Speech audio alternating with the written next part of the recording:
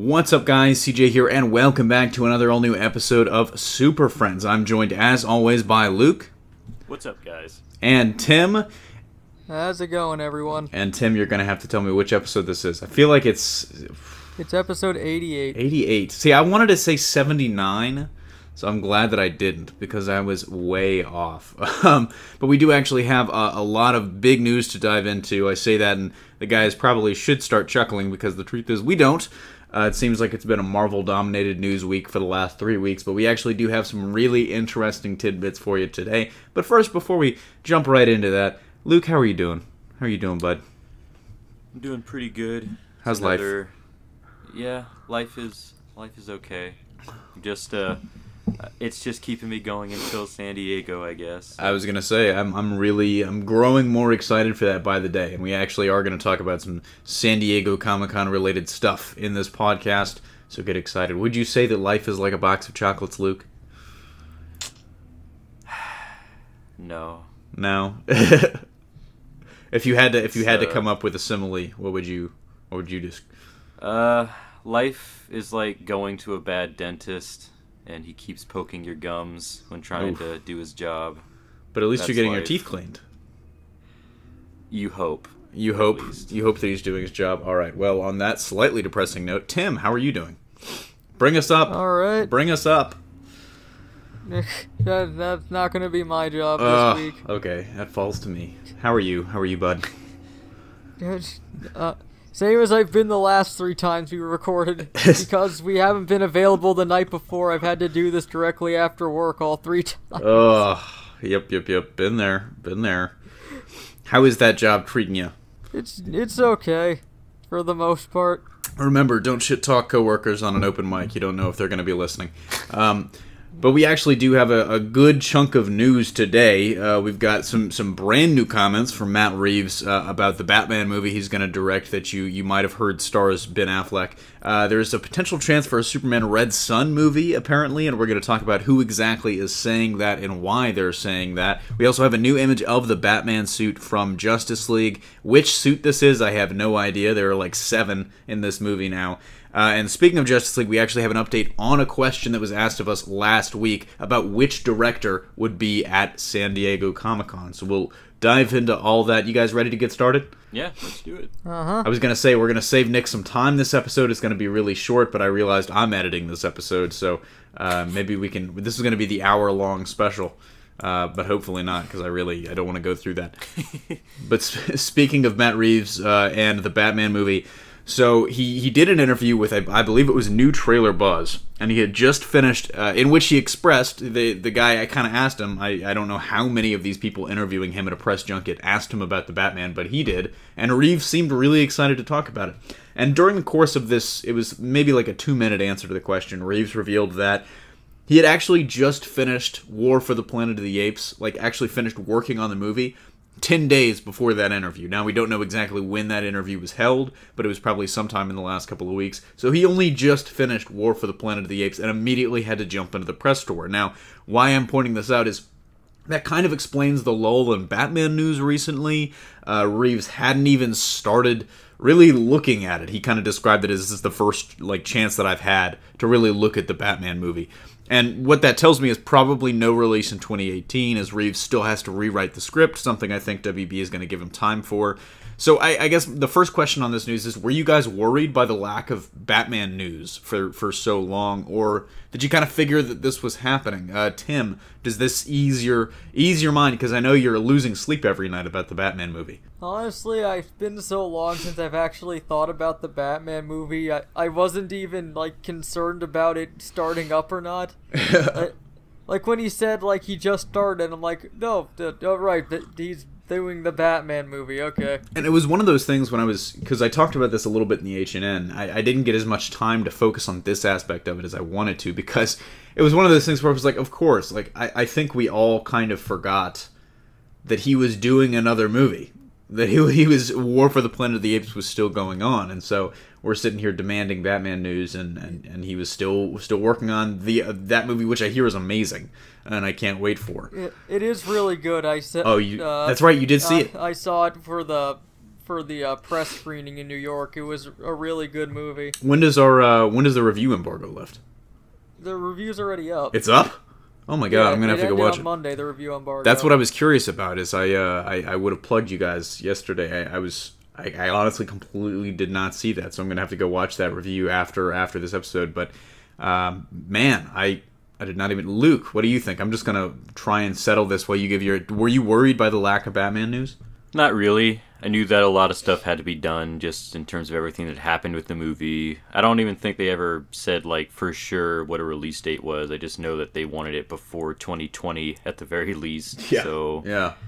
I mean, he kind of has time, I think, to get the movie out. Because, again, there's not, like, a set release date for it. So, I mean, I'm not really too concerned with it because I knew he was also kind of busy with Apes. I mean, there's no set release date unless they give us one at SDCC. That's true. Yeah. That's true. So, but, it's not official unless it's official, and even then, it might not be official. To be fair for DC films, they kind of exist in a nebulous void where I just assume they're not happening until we actually see stuff from them. So I was gonna ask you guys. Kind of Luke's response made me think this is, in my opinion, that's a good position for DC to be in. Kind of just we're working on these projects and we don't really have a slate per se, a release schedule. We're just gonna they're gonna come out when they come out. We're gonna work on them, and there's a chance that the Batgirl movie could come out before Batman. But do you think? And until that point, we'll continue to announce things. Exactly. Hey, I mean, a Red Sun movie, which we're gonna talk about in a few seconds. But do you guys? So Luke, I cut you off. What were you gonna say? Yeah, go ahead. Well, I mean, that was pretty much it. I wasn't really that worried. I just figured that they were working on it. Well, see, I was going to say, like, do you think this is a position of strength for them, where they don't have a slate that they're necessarily beholden to? They can just, not necessarily, like, I don't want to borrow Tim's phrase, announce things, but they've got all these projects in the oven, and it's just a matter of which one, some have, some, to finish out the analogy, some have shorter cooking times than others, and we'll see what happens, but... I mean... I don't know if I'd say a position of strength, but I can say I'm at least, I guess, with DC... if they're working on stuff, then they're just working on stuff. Like, I don't know when each movie's gonna come out, and I don't know if people do like that with what Marvel's been doing, but it feels kind of a relief that I don't really know when these things are coming out, so I'm not too worried about their production and everything. Yeah. Like, I don't know when fucking Nightwing's coming out. The only movie I know for sure that's coming out is Justice League later this year and Aquaman next year. And that's pretty much it. Yeah, and all the other shit with, like, Gotham City Sirens might be coming out whenever. Batman, we're working on that. We still have to get a script done. They may never come out. It's Schrodinger's production Schrodinger's company. There you go. That's yeah, WB's like the new... stuff it may never come out, but I mean, I don't know. Like, if there's no production stuff on it, I'm not too worried because I know that they're working on something at the very least. I know I'm going to get a DC movie at the very least, so... each of the next few years. At some point, they'll want to make money off of us, and something will be made. Yeah, so there you go. And since we're not on the press list, we're going to have to pay to see it. But maybe by the time the Batman movie comes out, we will be on the press list. So fingers crossed. And then Nick and I won't have to pay to see it. There you go. There you go. Tim, what do you think? What do you think of the...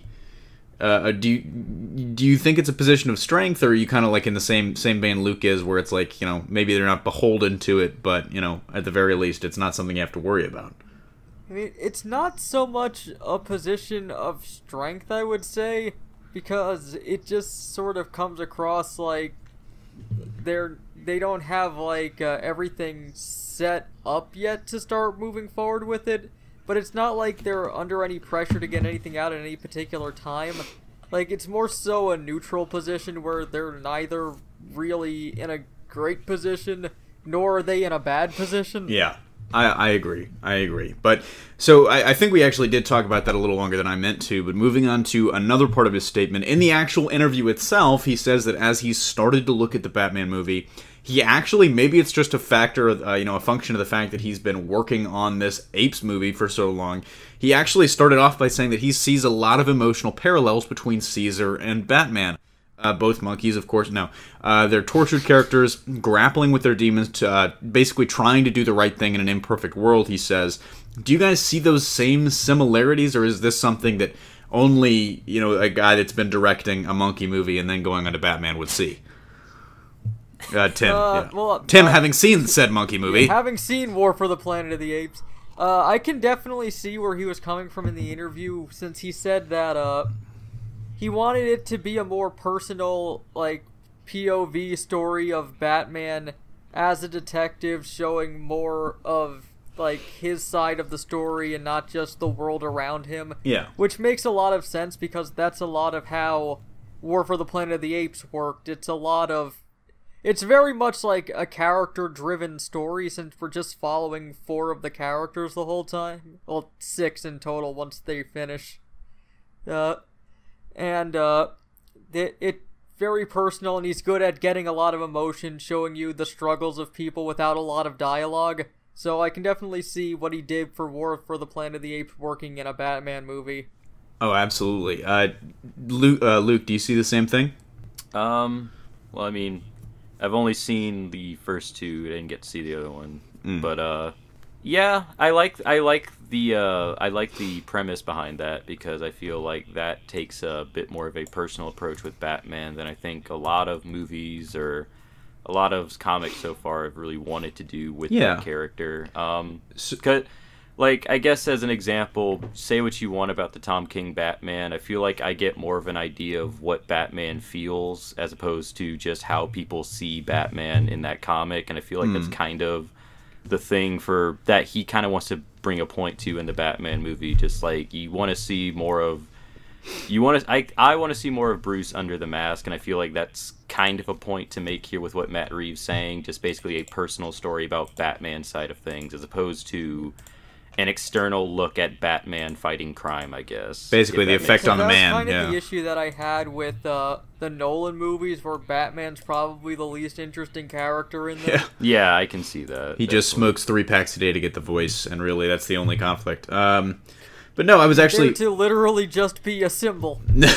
Yeah. I was gonna ask, do you guys think that kind of personal POV story works with a character who's as tortured as Batman, who's been through way much and way more than any of us ever probably will go through? Or do you think that, you know, even though we haven't experienced maybe the depth of tragedy that he has, we can relate his loss to our own personal losses? So do you think this, I guess, a POV would work with a character that's that tortured, Tim, having seen War for the Planet of the Apes?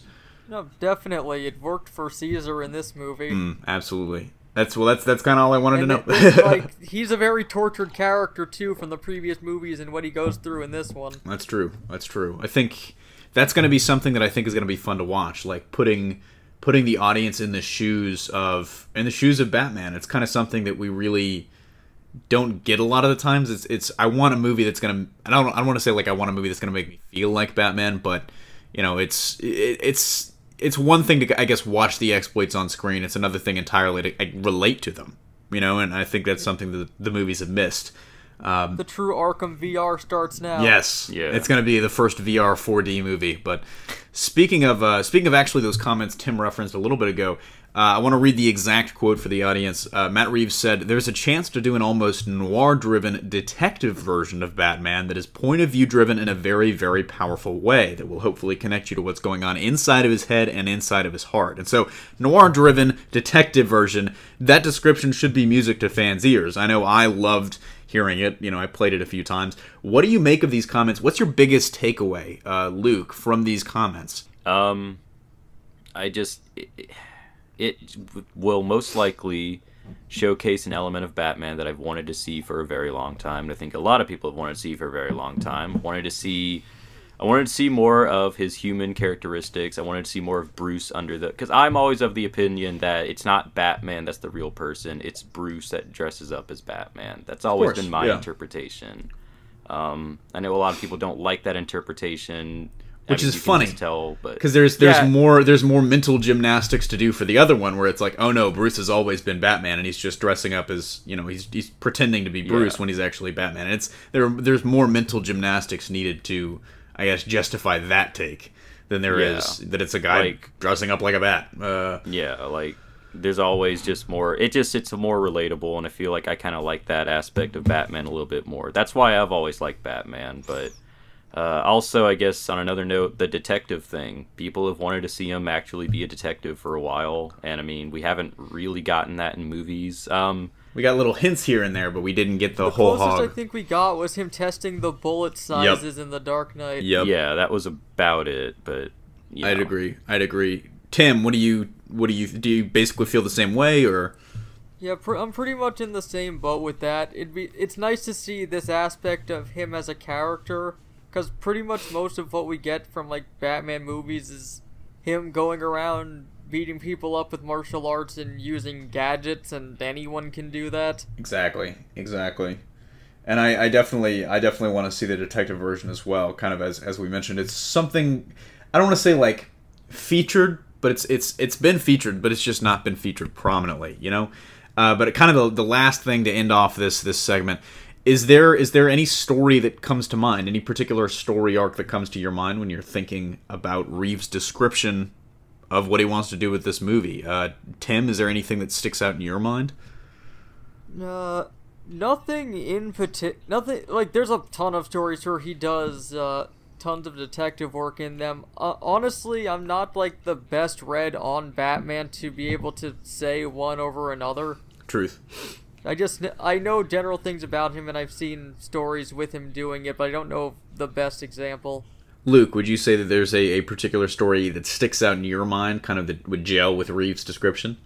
I mean, there's a few, like Batman Earth 1, I think, kind of fits into that. Also, probably kind of weird, but it always comes to my mind now that I'm thinking about it. Batman the Cult, I think, comes up a little bit in this. I don't know why. I guess I feel like Dennis O'Neil captures him as a character pretty well. Yeah, of course. Earth 1 was actually what came to my mind originally when I was reading it. Also kind of Year 1 in a way, but I don't think they're going to be doing a young Batman with Ben Affleck. But Year 1 is a POV from Gordon's perspective. That's true, but I mean, I kind of just from the other side of the story, like I think that's just, it reminded me when he was talking about Noir Driven, I was thinking, well, nothing really kind of fits that better than Year 1 in my mind. Like, the most I can hope for is I really don't want a story where his computer does everything, because that's kind of what it's come to now. Batman just has the best computer, and that's why he's the world's greatest detective, is just because he's has enough resources to buy a really good computer. He doesn't actually do anything himself. He's running an i7. Pretty much. The world's greatest IT guy. GTX 1090. Batman gets done fighting crime and crushes noobs. I'm uploading these fingerprints to the Bat computer. Oh, it's cross-referenced everything with the Gotham City Police Department. Awesome. World's greatest detective. Tells me the exact, depth of the fingerprints to millimeters, or nanometers or whatever. But moving on to the next story, actually, we do have a little bit more to talk about. Sticking in the DCEU, there could be another addition to that, kind of going back to what Tim was saying about just announcing movies willy-nilly. We might be getting a Superman Red Sun movie, and that sounds ridiculous and ludicrous, but buckle up, we'll explain it. So on Twitter, a couple of nights back, there was a really fun exchange between Red Sun's author, Mark Millar, and Kong Skull Island's director, Jordan Vogt-Roberts. And Millar kind of joked that Vogt-Roberts was Batman, which prompted Vogt-Roberts to mention that he had actually pitched a Red Sun movie to WB a couple of months beforehand. And despite them, of course, shooting that down, I guess that's implied because Roberts is going to work on the Metal Gear Solid movie now and actually isn't doing a Red Sun movie. Millar, to Vogt-Roberts' surprise and Twitter's surprise, revealed that two separate friends of his at WB have told him that they're actually pitching directors a Red Sun movie. The studio is pitching directors a Red Sun movie.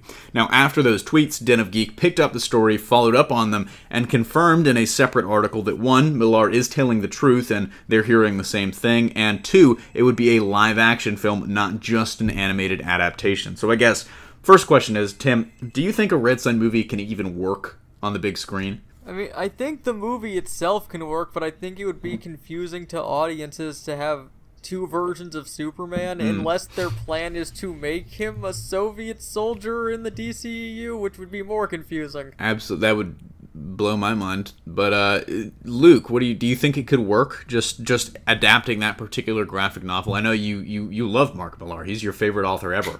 Yeah, I love the goat liquor. He loves Nemesis. Yeah.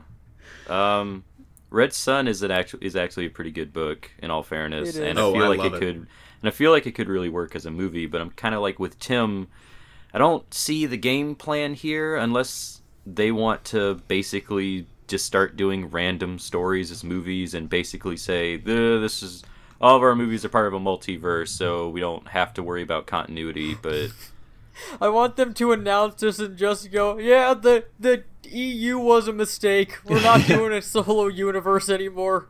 it's a DCMU. DCMU now. Now we're just doing DC. DC. Nothing Yeah. else.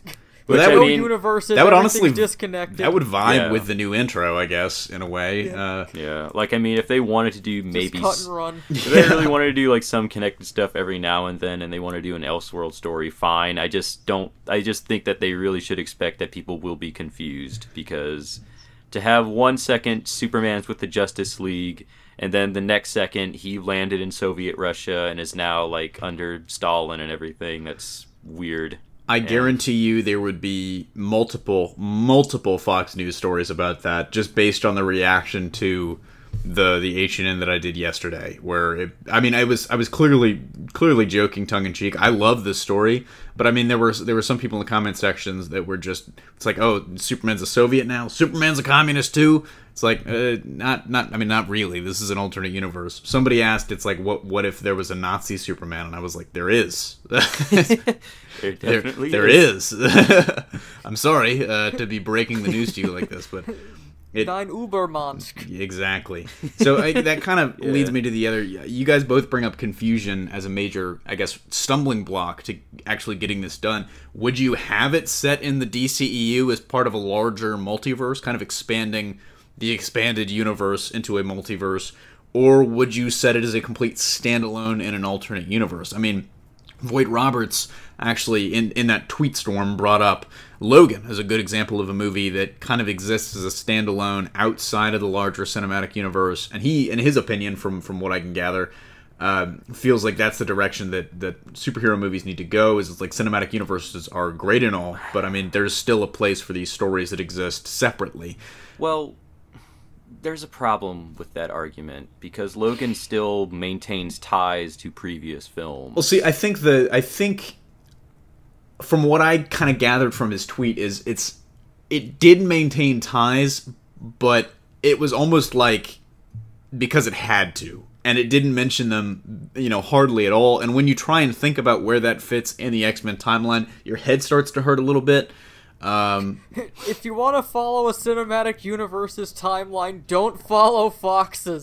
That's Yeah. If you want like a brain aneurysm, please by all means. But The Like- characters don't age over 10-year spans of time. exactly. Like Logan works, it is like a separate story. I get what he's saying, but I mean at the same time, for Red Sun, this is like a same character with like a completely different backstory. Yeah, Like, exactly. They change his origin stuff completely. Logan, like, he still has the origin that we know about from like the previous X-Men films. They have Patrick Stewart there as well to kind of bridge some gap. They even reference the first X-Men movie. Like Red Sun is like a completely different animal, Of I course. think. Tim, do you kind of back that up, do you think? So Luke, actually, kind of to answer the question, would you have it as a complete separate standalone and just say, yes, this is not connected to the DCEU, this is an Elseworld story, or would you have it as kind of a part of the DC expanded universe? I would say that if you want to do in a multiverse in the DC extended universe, that would be pretty cool. I just think they have to actually introduce the concept of it before doing Elseworld stories. Like, Is the Flash movie the bridge to that? if they do that in the Flash movie, that would be really cool. And then maybe afterwards, if they ever want to do an Elseworlds tale, they'll just have a little thing at the beginning, Star Wars fucking moving text, just be like, Barry the following takes place in an alternate universe, etc., etc. Like, And again, then they'll end with saying, "Damn it, Barry," every time. Barry, Yes, stop putting your dick in the exactly. timeline. but I mean, like, if they really want to do that, that would be fine, I think. It's just, you have to explain, I think, the concept of the multiverse and why they're being shown an Elseworld story, as opposed to just doing it and expecting them to just accept that course. Superman is a Russian under communism now in a Exactly, completely different exactly. time period. By the way, he's the Soviet premier. Superman landed in a collective form in Ukraine. That's Not Kansas. We were wrong. We're retconning that. Tim, where would you put it? In a DC multiverse or as a separate standalone thing? I would do it as a separate standalone, but like I said before, there still would be confusion with some people with that. Like, there's no ideal way to do an alternate version of the same character on screen at the same time as another one going on. Yeah. But yeah, I'd prefer it to be standalone, because there's really no reason to revisit it after the story's done.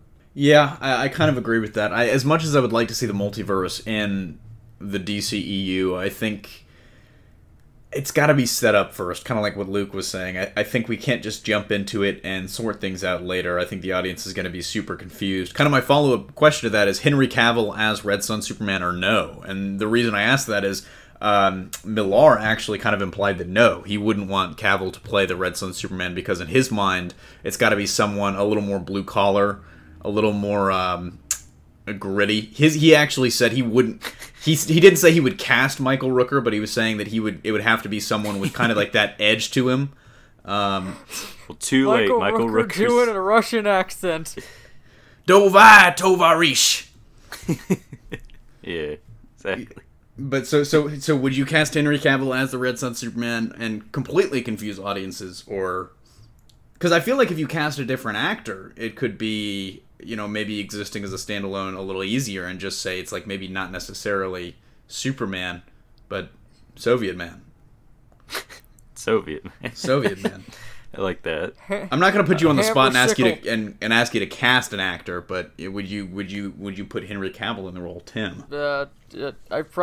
Personally, I wouldn't care one way or the other. I guess to make it more standalone, it'd be better to have a different actor. So make of that what you will. Luke, do you concur? Honestly, again, if they did set up the multiverse, and again, if they really wanted to, they could just do a Crisis movie later on. Be confusing as fuck unless they simplify it a lot, but honestly, I would keep Henry Cavill if you're going to introduce a multiverse concept. If it's just standalone, get someone else.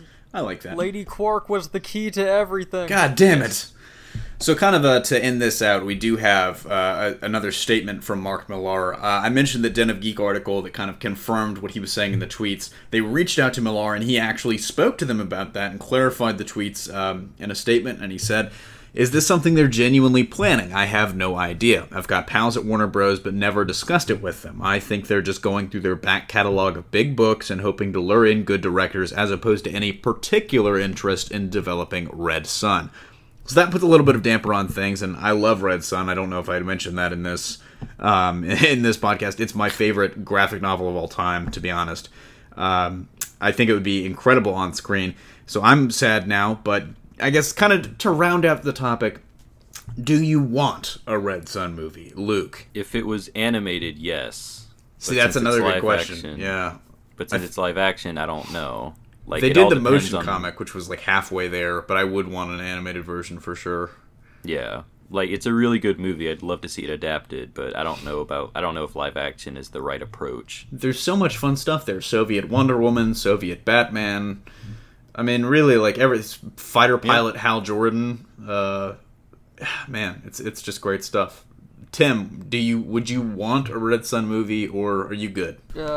If we were gonna get it, I'd prefer it be animated. It's just less messy that way. I agree. I think that would clean it up almost completely. Moving on to our next story, though, Zack Snyder has actually shared a new image of a Batsuit from Justice League. I'm not sure which Batsuit this is, but he did share this on Vero True Social, that social media network he almost exclusively uses and shares things on. And it's a pretty bare bones look. I mean, you guys, I hope, have it on screen right now. What suit do you think this is? Is this the BVS suit, or is this kind of the newer, darker Justice League suit that we've already seen in the movie? I can't tell because part of that is the lighting and the filter, but it does look to be more consistently darker. But what do you guys think? I think that based on the way that it looked, the fact that it's scuffed up and it looks pretty similar to the BVS suit. I think that this is going to be the suit he wears at the beginning of the movie, and then at some point he's going to transition into the new one, and this is a picture of it sitting in the cave. Just sort of That like a definitely could be. transitioning point between the two movies for consistency. I kind of like that. So kind of an ancillary suit. Luke, do you kind of agree? Yeah, like, I mean, it looks almost identical, I think, to the BVS one, so I think it makes sense that once Parademons start coming out, he thinks, well, time to change. This isn't going to help me. Let me get a change of clothes. How many suits is Batman going to have in this movie? I mean, we still haven't gotten a second trailer, but I mean, we've seen, I guess now the BVS suit is going to make an appearance. We've seen kind of the darker black suit that we saw a lot in the trailer and in some of the promo images. We've seen the tactical suit in some and that one of those cool images from set. There have been rumors that he's going to get a new armored suit for the final battle against Steppenwolf, potentially on Apocalypse. And then, of course, there was that one poster that had the black suit with the silver logo that I still maintain has to be a new suit and can't be just that they highlighted the logo for whatever reason. But what do you guys? How many suits do you think we're going to see? Because I think I just listed 5. I'm going to set the over/under at 5. Over/under 5 suits, if you had to guess. Yeah, that seems like a good amount. Enough to make the others question why he's even there. So you're taking the line on that. 5 suits? Yeah, 5. Tim, do you think more or less than 5? Five honestly seems like a decent number for him to have in it, so I'm gonna cap on 5. I like that. So we're gonna say 5, and I want people to tell us in the comments over/under 5 suits for Batman in Justice League. That's really kind of all we had to talk about the suit. I mean, it's another look at the suit. It's a cool image. It's nice to know that Zack is still sharing things on Vero. Good to see him there. But speaking of Zack and Justice League, we actually have an update on a question we were asked by a viewer last week, and I don't remember exactly who asked the question, but you'll know. Hats off to you. So this was actually shared by an Englishman in San Diego, which is a Comic-Con blog, which confirmed with Joss Whedon that he will not be at SDCC. And Joss says this is only the second time in 20 years that he hasn't made it to the mecca of Comic-Cons. But this kind of answers that viewer question we were asked last week, which was which director do you think is going to come out at SDCC, or do you think it's going to be both? So that potential awkward moment has definitely been avoided, and this actually makes sense. I mean, he's going to be knee-deep in the editing and post-production of Justice League at this point, you know, especially seeing as the movie is only coming out 4 months after SDCC would be happening. And usually they'll take a break and go to the con, but I guess on the time crunch, he might not have to. WB might just be trying to avoid this awkwardness. I can't remember exactly what you guys were saying last week. I think we all pretty much agreed Zack wouldn't be there. Does this change your answer at all? Do you think Zack comes out now, or is it going to be just the cast? Tim? I think it's just going to be the cast. I think if Zack Snyder was in for a penny, in for a pound, if he's going to be out of post-production, he's just going to be off of the project until it's completely through its finish and he's done with his personal stuff. I agree, and I think you just called him Snack Snyder, which is what I'm going to refer to him as. I don't know if I did that. If I did, it's just because I'm tired.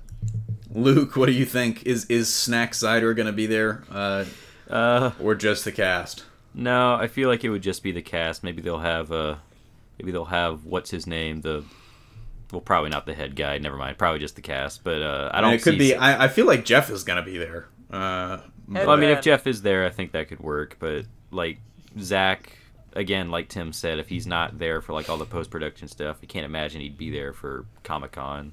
True. I think I'm just looking at this a different way. I think WB, especially if Josh is going to be Josh Whedon, if Joss is going to be like knee deep in the post-production, I think WB might take the chance to have a nice Kodak moment and bring Snack out on stage and get a picture of him with the cast, you know, get the applause of Hall H. You know, I just think that would be too good a PR moment for them to pass up, but we'll see. I still kind of have doubts. They bring him up, they give him a bouquet and put a sash on it that says Mr. DC Universe. Steve Harvey, I'm sorry, I have to apologize.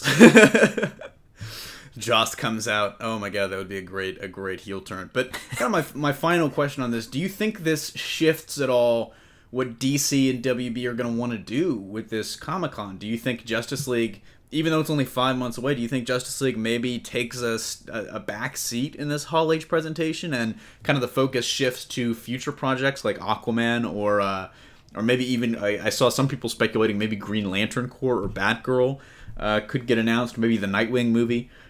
Gotham City Sirens certainly might have a presence. Do you think Justice League kind of, I'm sure they'll bring the cast out and they'll have a moment, but do you think it's going to be less of a focus now because of this this massive kind of strain the production is going through, kind of in the editing, the final stretch, I guess you could say, Tim? I don't think so. I think Justice League is going to be the main focus of it, just because, like, last year with Suicide Squad, Suicide Squad was not far out from it, so I can understand them not being the focus, especially with Justice League having, like, its full announcement and teaser reel and whatnot.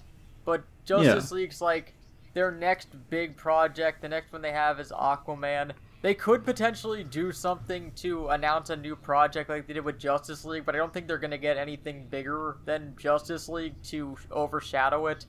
Plus, they still have 4 months of promotion to do. Luke, do you kind of echo that? Do you concur?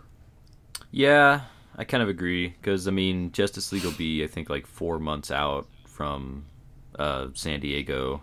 Or at least maybe 3 months, since it'll be, like, near the end of July. But, yeah, because, like, again, it's, like, kind of what Tim said. It's, like, the big tentpole film for this year. And it's going to be, like, kind of closing out the year since it comes out in November?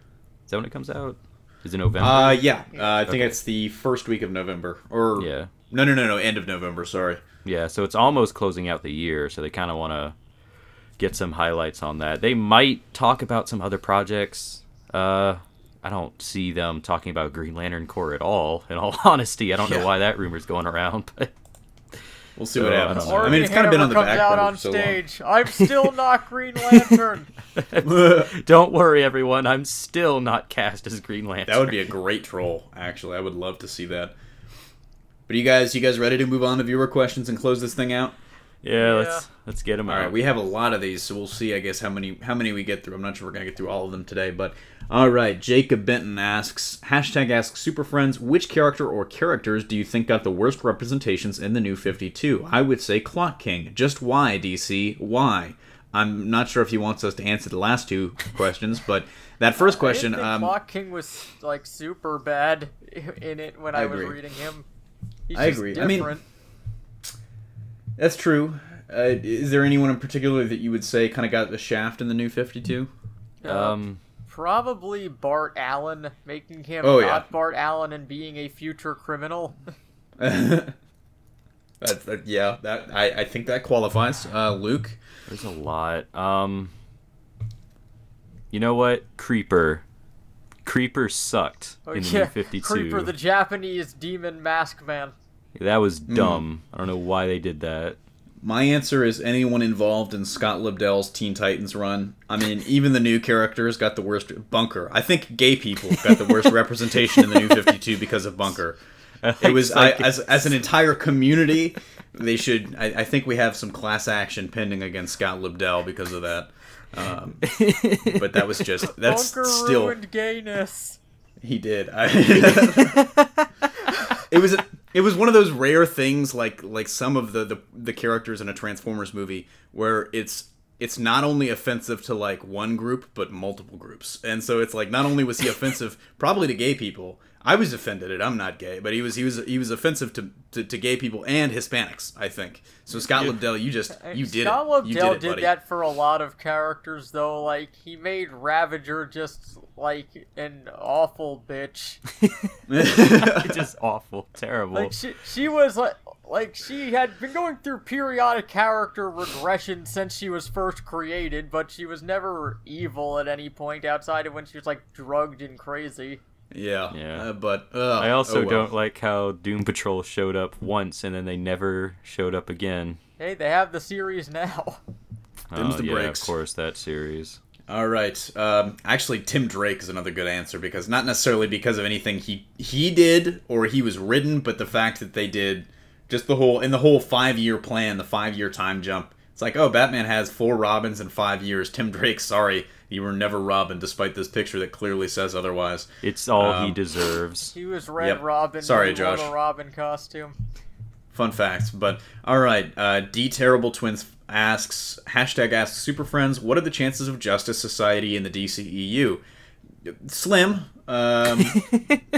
But I mean, they, like we said earlier, they're just announcing stuff, and I don't want to say throwing stuff at the wall and hoping it sticks, but they've got this basically, I don't even want to call it a factory. It's less like a factory and more like, there's nothing really, I really don't know. They're just throwing stuff out there. Luke, do you think Justice Society, yay or nay? Maybe someday. Yeah. I don't really You believe like hard enough. like if they want to introduce them as like World War II heroes, that's gonna conflict be with the fine. history of the universe. But if they want to introduce them as like a multiverse thing, then that'll, I guess, I don't know. I feel like they gotta focus on Justice League people first. Let's focus on the True. main heroes first. Let's stick to questions about Rampart, please. Tim, any chance of the Justice Society in the DCEU? I mean, Any chance? yeah, I mean, there's always a chance that they'll show up, but I don't expect them anytime in the near future. And just No, watch, we go to yeah. SDCC, they showed full Justice Society movie. God damn it! If that happens, I'm Got sure the full D Terrible cast Twins. photo. D Terrible Twins will be very happy. It's like their version of, what was it? The Going in Style with Michael Caine, Morgan Freeman. It's just a bunch of old people dressing up as superheroes again. Fighting. I think that would be time. It's like Red, but with superheroes. Wildcat solo movie. Yes. I would be fine with that, actually. I would too. All right. I want it now. Plus, it Waru wouldn't Boy contradict 5. anything because you don't have no powers. That's Yeah, true. it's true. That's true. Waruboy5 asks, #AskSuperFriends, when Red Hood appears in the DCEU, should he be a villain and stay a villain, or be an anti-hero just like in the current comics?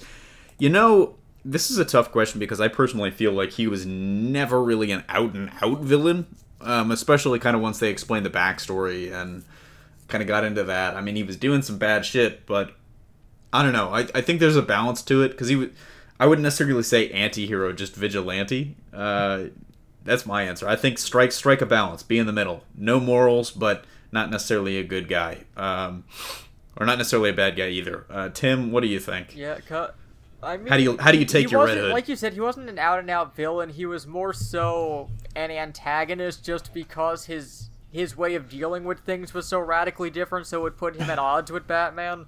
But he was still Yeah. going after criminals.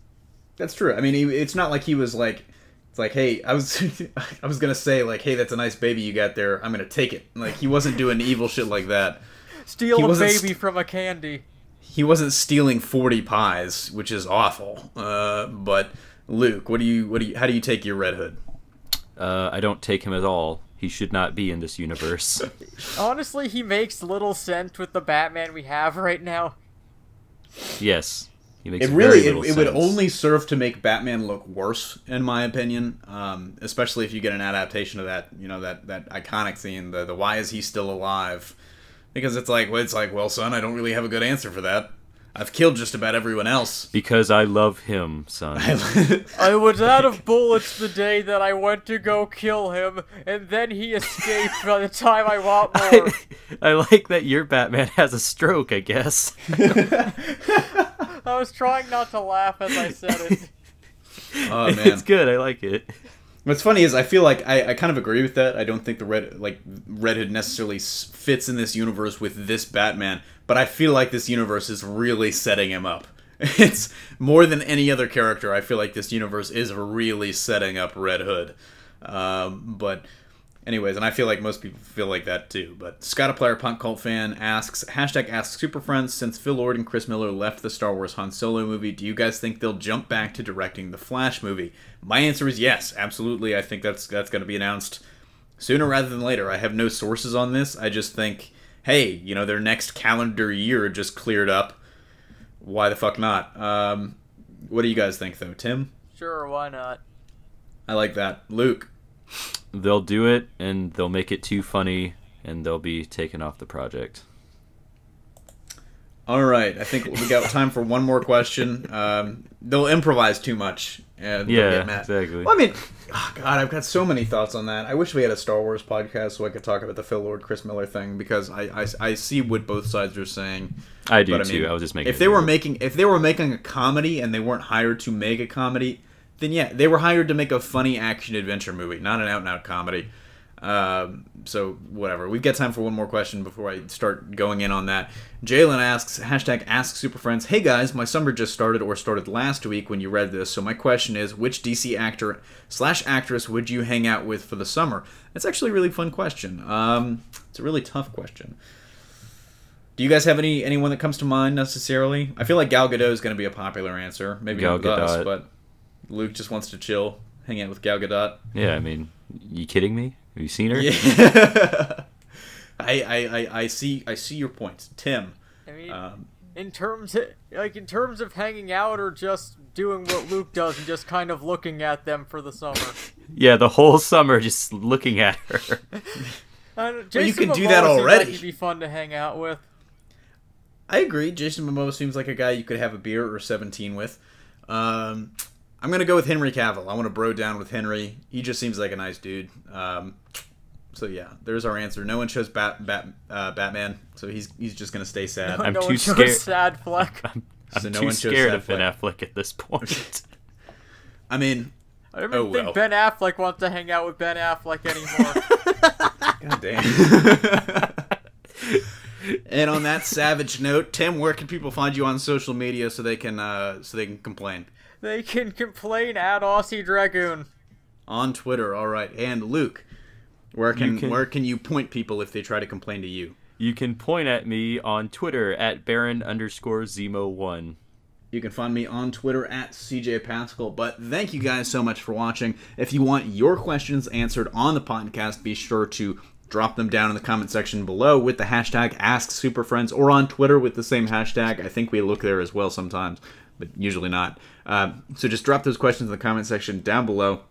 Thank you again so much for watching. This has been Super Friends episode 87. For Tim and Luke, this is CJ, and we'll see you next week.